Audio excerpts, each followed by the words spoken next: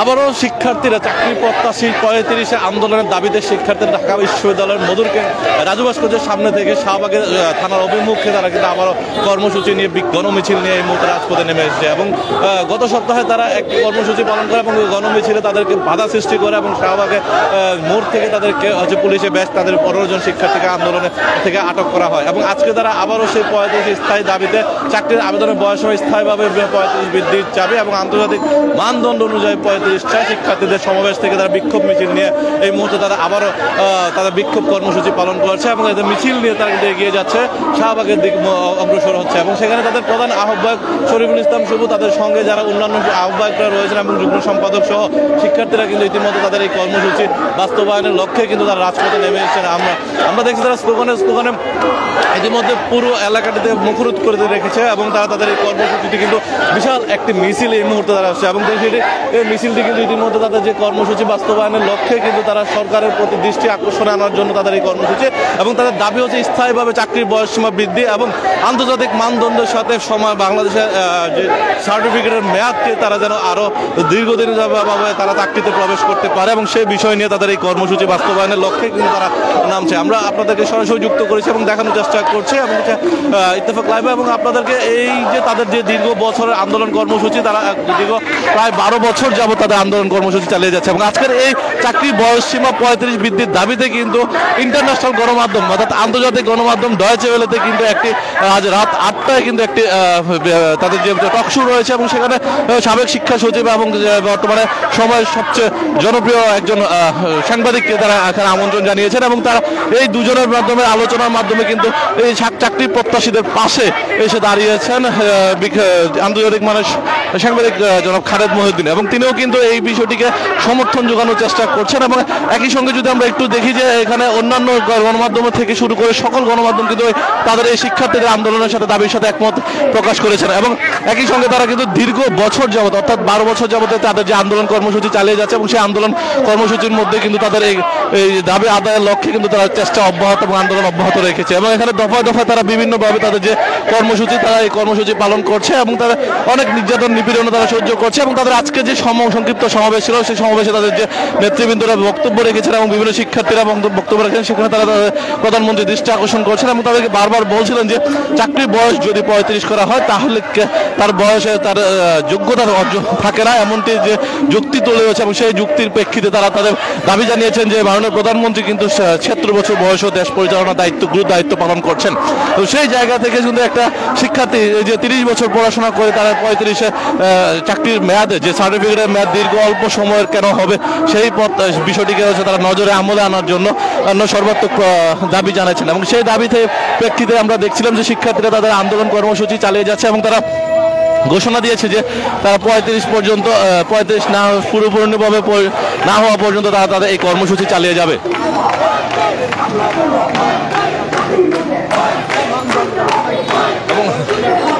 এবং আমরা এই মুহূর্তে দেখছিলাম যে অন্যান্য যারা শিক্ষার্থীবৃন্দ রয়েছেন তারা কিন্তু এই কর্মসূচিকে বাস্তবায়নের লক্ষ্যে সমর্থন জানিয়েছেন এবং সারা বাংলাদেশের প্রায় 26 লক্ষ বেকারের পক্ষে তারা প্রতিনিধিত্ব করছে এমনটাই তারা জানিয়েছেন। এবং একই সঙ্গে যদি আমরা একটু বলতে চাই যে আপনাদের এই 35 আন্দোলনে যারা শিক্ষার্থীরা তারা প্রধানমন্ত্রী দৃষ্টি আকর্ষণ করছেন এবং সেখানে প্রায় 40 জন সংসদ সদস্য কিন্তু তারা এই সমর্থন জানিয়েছেন এবং একই সঙ্গে বর্তমান শিক্ষামন্ত্রী মহিবুল হাসান নহফেল এবং তিনি কিন্তু এই বিষয়টিকে হচ্ছে সমর্থন জানিয়ে একটি ডিউ লেটার প্রদান করেছে জনপ্রশাসন মন্ত্রণালয় জনপ্রশাসন মন্ত্রণালয়ের কাছে এবং সেই প্রেক্ষিতে তারা সংসদে একটি বিল উপস্থাপনের মাধ্যমে চাকরির বয়সসীমা 35 আবেদনের যে সুযোগটি সৃষ্টির জন্য কিন্তু বারবার তারা তাদের এই কর্মসূচি পালন করেছে এবং তাদের যে দীর্ঘদিনের আশা আকাঙ্ক্ষা এবং প্রতিফলন নির্যাতন নিপীড়নের মধ্য দিয়ে কিন্তু তারা এই আন্দোলন কর্মসূচি অব্যাহত রেখেছে এবং তাদের যে দাবিগুলো তারা আন্দোলন করতে চাচ্ছে না এবং তারা সরকারের প্রতি অনুরোধ জানাচ্ছেন যে তারা তাদের এই দাবিটা যদি মেনে নেওয়া হয় এবং চাকরির বয়সে আবেদনের বয়সসীমা যদি 35 করে দেওয়া হয় সরকারের পক্ষের আন্দোলন এবং সেটি কোনো সরকার বিরোধী বা সরকার পতনের আন্দোলন নয়, তারা যে কোনো সরকার এই দেশ পরিচালনা করে তাদের কোনো এই যে দীর্ঘ বছরে তারা যে আন্দোলন কর্মসূচি করছেন তাদের দাবি একটাই যে একটা শিক্ষার্থী 25 থেকে 26 বছর পড়াশোনা করে সেই যে সার্টিফিকেট দর্শক, আমরা আপনাদেরকে দেখানোর চেষ্টা করছিলাম যে আজকের এই শাহবাগের অভিমুখে তাদের যে গণমিছিল এবং সেই গণমিছিল থেকে কিন্তু তারা তাদের দাবিগুলো জন্য জানান দেওয়ার জন্য, সরকারের দৃষ্টি আকর্ষণের জন্য তারা এই কর্মসূচি পালন করছে। এবং সেই কর্মসূচির মধ্যে দিয়ে এবং আমরা দেখছিলাম গত সপ্তাহে যে তারা সেই বিক্ষোভ মিছিলটিতে কিন্তু পুলিশের বাধা হয়েছে এবং প্রায় 15 জন শিক্ষার্থীকে আটক করেছে। এবং আজকেও তারা কিন্তু আবারও সাহস করে এই শিক্ষার্থীদেরকে সঙ্গে নিয়ে কিন্তু তাদের কর্মসূচি পালন করছে। এবং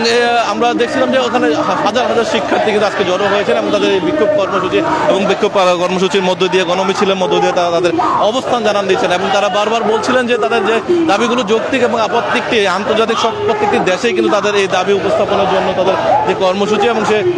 কর্মসূচির সাথে সঙ্গত রাখছে। এবং তারা সারা বিশ্বের অন্যান্য দেশের সাথে যে চাকরির বয়সসীমা বৃদ্ধির যে লক্ষ্য রয়েছে এবং সেই লক্ষ্যটি তারা পুরো যৌক্তিকতা তুলে ধরছে। এবং তারা সরকারের কাছে ঊর্ধ্বতন কর্মকর্তা এবং মাননীয় প্রধানমন্ত্রীর দৃষ্টি আকর্ষণ করছেন। এবং তারা বলছেন তারা সরকার প্রধানের আন্দোলনের সাথে জড়িত না এবং তারা সরকার প্রধানের দাবি নিয়ে মাঠে নামেনি। তারা তার দাবি একটা এসে তাদের যোগ্যতা প্রমাণের জন্য চাকরির বয়সসীমা বৃদ্ধির দাবি যা হচ্ছে সেটাই একটা যৌক্তিক